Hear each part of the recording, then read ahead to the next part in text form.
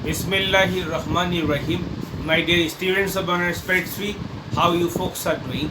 We are resuming the class after a long recess, and in my today's session, I will discuss the last three stanza of the poem, a valediction for reading morning, a very wonderful love poem by John Donne, and I will first recite the three stanzas and later I will tell you the Bengali meaning of each of these stanzas, and I will tell you the paraphrase and also summaries, and afterward I will tell you the critical appreciation of this wonderful poem.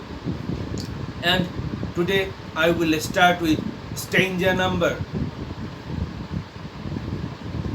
7, and first I will go through the stanza and later I will translate it into Bengali, and later I will tell you the summary and paraphrase of this three stanza.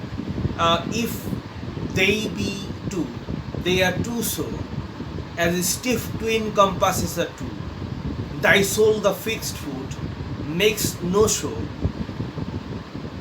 to move, but doth if the other do.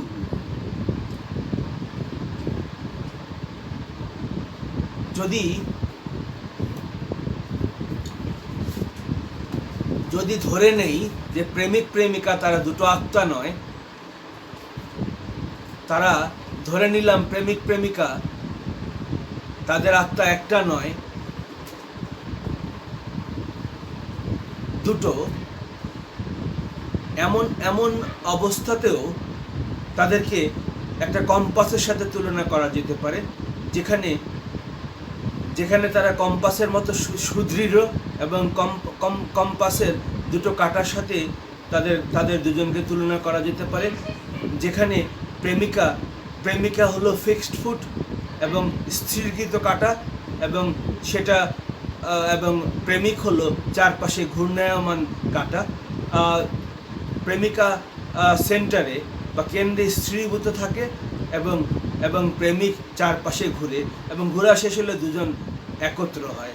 And though it in the centre seat, yet when the other far doth roam, it leans and hearkens after it, and grows erect as that comes home.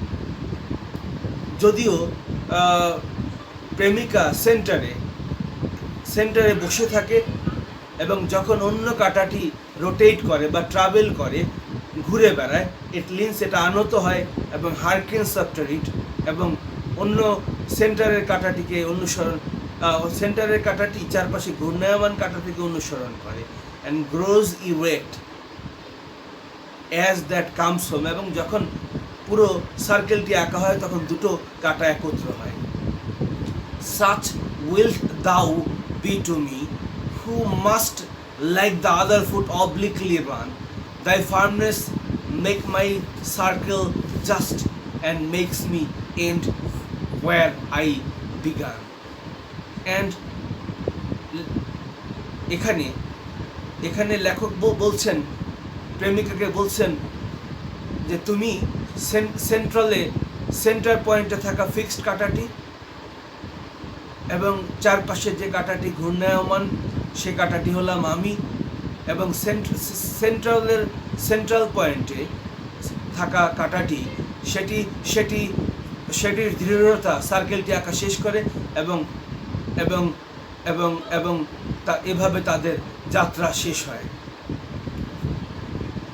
তো এখানে আমরা একটা চমৎকার উপমা দেখতে পেলাম যে লেখক ডান এখানে দুজন প্রেমিক প্রেমিকাকে কম্পাসের দুটো কাঁটার সাথে তুলনা করেছেন, এবং তাদের লাভ হলো একটা সেন্ট্রাল পয়েন্ট, এবং দুটো কম্পাসের দুটো কাঁটা হলো, যেরকম আমরা দেখতে পারি কম্পাসের উপরে জয়নিং যে হুকটা আছে সেটা হলো লাভ, এবং দুটো কম্পাসের দুটো কাঁটা হলো দুজন প্রেমিক এবং প্রেমিকা। নাও my dear student, I will tell you the paraphrase of these three stanza and First, I will tell you the paraphrase of stranger number 7. If they be two, they are two so, as stiff twin compasses are two. Thy soul the fixed foot makes no show to move, but doth if the other two. Supposing our souls are not one but two, even so, they are like the compass. Like the compass, we have one central point, that is love, and two sides, bodies, which move in a circle. The fixed foot of the compass may not appear to rotate when the other foot revolves. However, when one foot moves in a circle, the other foot also moves in a point. And now let me go through stranger number 8. And though it in the center seat, yet when the other far doth roam, it leans and hearkens after it, and grows erect as that comes home. However, one foot of the compass may remain fixed in the center. When the other foot revolves or rotates, the first foot also lifts and stands erect after completing its rotation. Then the two feet get closed at the central point and stand erect. We are now the 2 feet of the compass meeting together at the center of love. And now let me go through the last stanza of this wonderful poem, stanza number 9. Such wilt thou be to me, who must like the other foot obliquely run. Thy firmness makes my circle just, and makes me end where I began. And I will now tell you the paraphrase of stanza number 9. The poet now addresses his beloved and bids her goodbye as he is going to a foreign country. My beloved will be like the fixed foot of the compass because she is staying at home. He will be like the other foot of the compass which revolves in a circle. Even so, the beloved will incline towards him, and her firmness will only strengthen his love. Just as the revolving foot of the compass returns to the central point after completing the circle, in the similar fashion, the poet shall return to his beloved. Thus they will again be united in pure love. And now, my dear students, I will tell you the summary of this 3 stanza. Now, I will tell you the summary of stanza number 7. In so far as the souls remain two, they are like the feet of a pair of compasses. She is firmly fixed, not seeming to move unless by the force of the other moving foot. And now let me tell you the summary of stanza number 8. Though she remains so fixed, she will lean and yearns after him, returning to her natural position only as he returns to her. And now let me wrap up the summary by telling you the summary of stanza number 9. So like the unmoving foot of the compasses is she to him who must incline away from her. Her very steadfastness ensures that his circle is true and that he will complete his journey. And now, my dear students, I will tell you the critical appreciation of this wonderful love poem. This is, I have already told you, this is a personal poem in which we see pure love and devotion of the poet to his beloved. And some person feel that the poem is addressed to his wife Anne Moore. The poet is about to leave in the end of 1611 for a short visit to France, but this absence of a few weeks may not be taken as an occasion of separation and lamentation. The poet's wife was in a bad state of health. The poet shows the uniqueness of true love and that it can stand separation on account of mutual confidence and affection. This separation may be deemed like death, but as good men are not afraid of death, true lovers are not afraid of separation.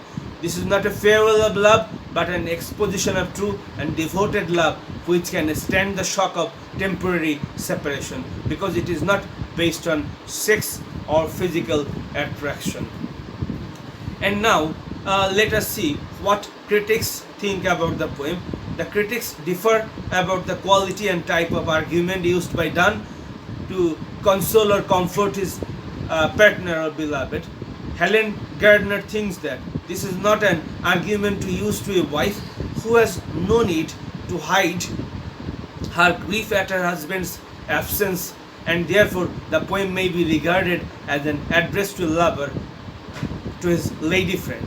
Coleridge, however, remarked, "It is an admirable poem which none but Donne could have written. Nothing was ever more admirably made than the figure of the compass." Grierson, however, admired it as the tenderest of Donne's love poem. In spite of the difference of opinion, there is no doubt that the love mentioned in the poem is pure, realistic, and very touching. And my dear students, I would like to wrap up my discussion by thanking you very much for this session and hope to meet you very soon. Thank you.